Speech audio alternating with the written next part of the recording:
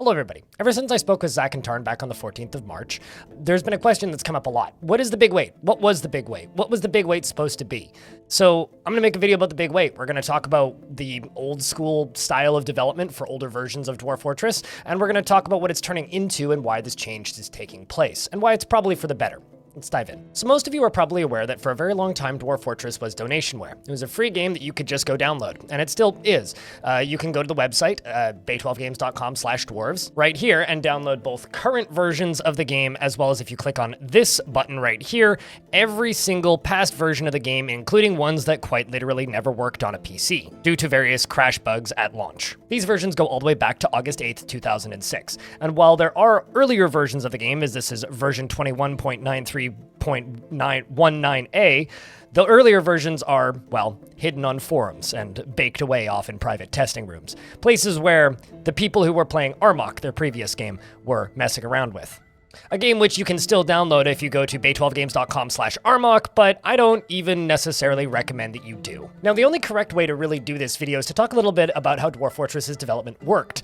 Because it was a game that was notoriously slow in its development, oddly enough, not in the early days, the game kind of went on almost an expansion pack style of doing updates. The way their releases worked is they would pile up a selection of features that they wanted to work on. They would start working on those features, and then after 6 months, they would release a large patch. And this went on for quite some time. In the early days, it was patches basically monthly. If you actually go back and listen to their old podcast, DF Talk, you could hear some earlier episodes where they're talking about features that they wanted to add in 2009 that didn't make it into the game until 2019.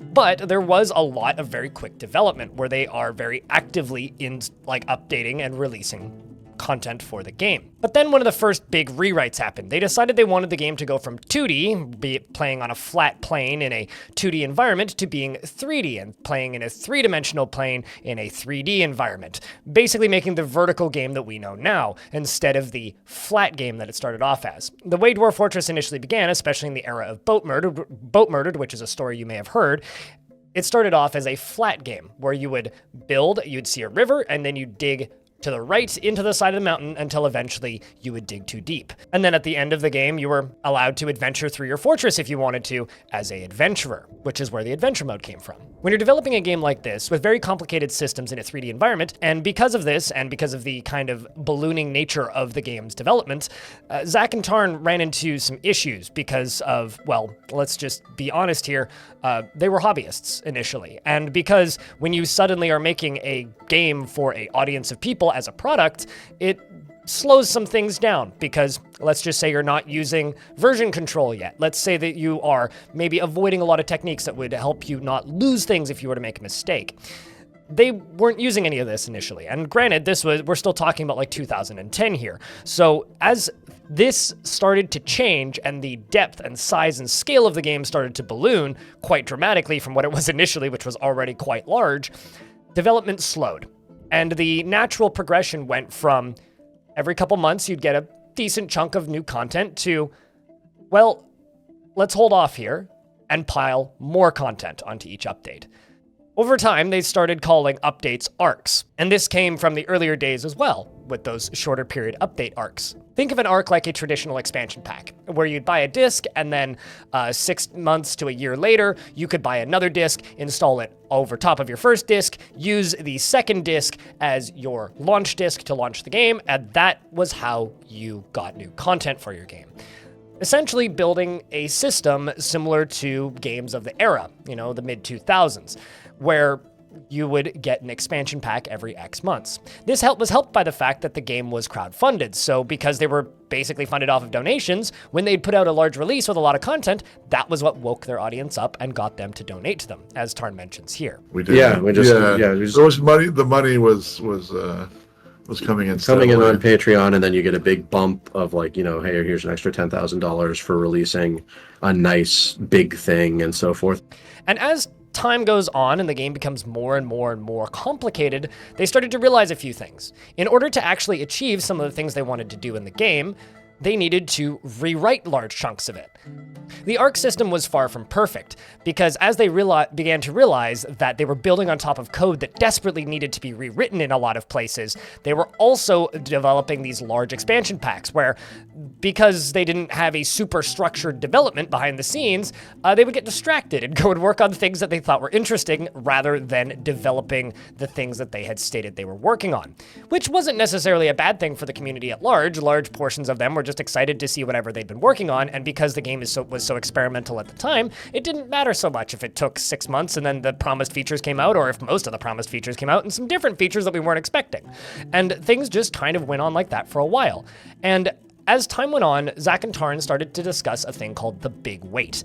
Now, we'd had large breaks between patches before, roughly a year in some cases. However, they wanted to go in and do what they describe here as a map rewrite. It was kind of becoming obvious that the map rewrite was what the big wait was actually about, right? It was just like the map rewrite is hard.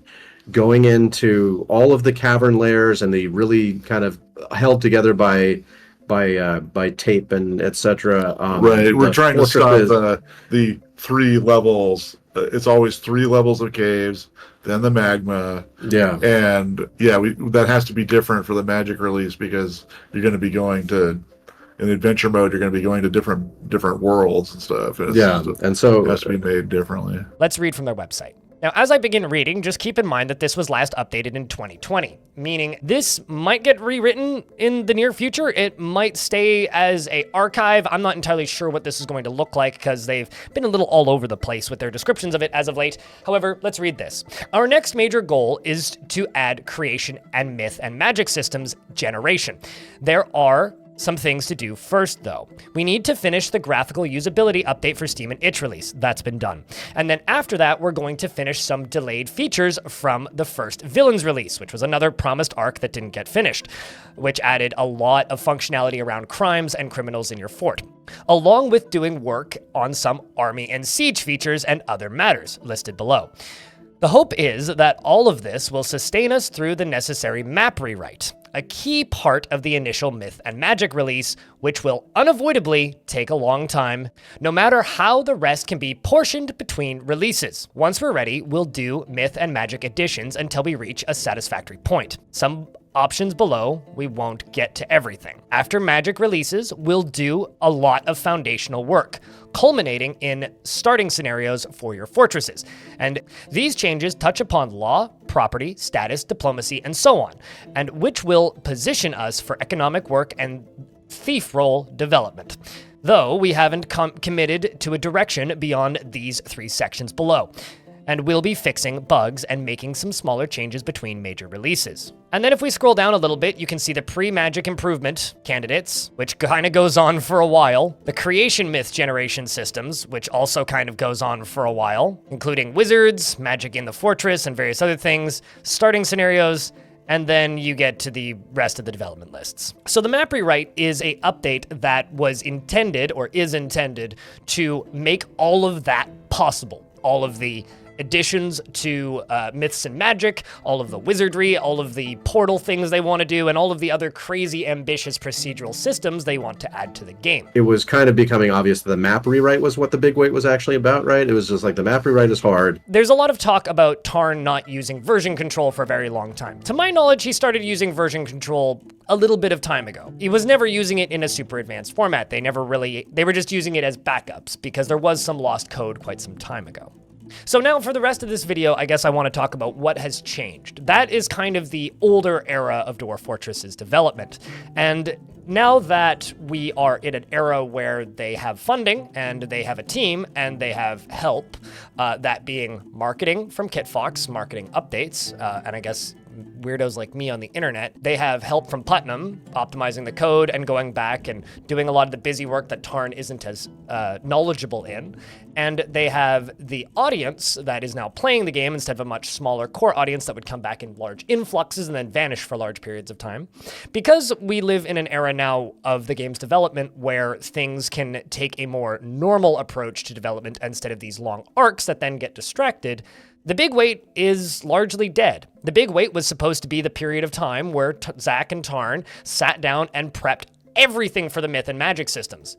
and then either released those or then just dove in and started working on the Myth and Magic systems, and then released some sort of variation of both that big map rewrite and also probably the Myth and Magic systems as well. And because we live in an era now where Tarn's used to using version control now, and they are taking advantage of different branches of the game, and he can mess around with things in this side and not worry about breaking this side, as you should in programming. You need to keep your eyes on the prize a little more carefully so that you don't lose the big picture ideas you had about Magic being magical and that kind of stuff. From what I can tell, Tarn's actually been using some version of version control for the last 10 or so years. However, it's just been used for backups. They weren't actually using different branches for the game's development, as you would in a more modern project. And so now that we're through that era, we are in a period of time now where the game can be updated in a much more modular state instead of in its all-encompassing large block updates. The big wait is dead. In fact, for those of us who've been playing for the last, 8 to 10 years, I would say that we've already had the big wait. The big wait was the period of time between 2019 and 2020 where we got one patch, and then 2020 and the end of 2022, almost 2023, where we got the premium release, which for a lot of us actually got rid of a lot of content. Because the premium release of Dwarf Fortress, which released on Steam back in 2022 in December, didn't have adventure mode, and won't until April of this year. So we now are through the big wait, as far as I'm concerned. And the development of Dwarf Fortress can be a lot more modular, because of version control, because of proper marketing, and because of having the funding cushion and not having to worry about a donation model where large updates give you large paydays. As far as I'm concerned, this is a very good direction for Dwarf Fortress's development to take, a much more modern approach, a much more structured and professional approach even. But at the same time, allowing Zach and Tarn to go off and do the things that people who've been playing Dwarf Fortress for the last, damn near 20 years enjoy about the game. The experimentation, the weirdness, but also with added playability from the premium version. So instead of the large block updates, we'll get piecemeal small updates. Instead of the save-breaking, large, all-encompassing updates, as Tarn said in the last interview, they'll probably even be save compatible. It can be done. You can even be save compatible in a way that's kind of carving out old and new pieces of the map and blocking them out. Granted, as with Dwarf Fortress always, you'll probably be missing out on some smaller features if you do not generate new worlds. But I know many of you out there are obsessed with generating new worlds, and I look forward to the future of the game's development. I think it's going to be exciting. So, we'll see you in April when Adventure Mode releases and the big wait is dead. Thank you very much for watching this video, and I hope to see you in the next one.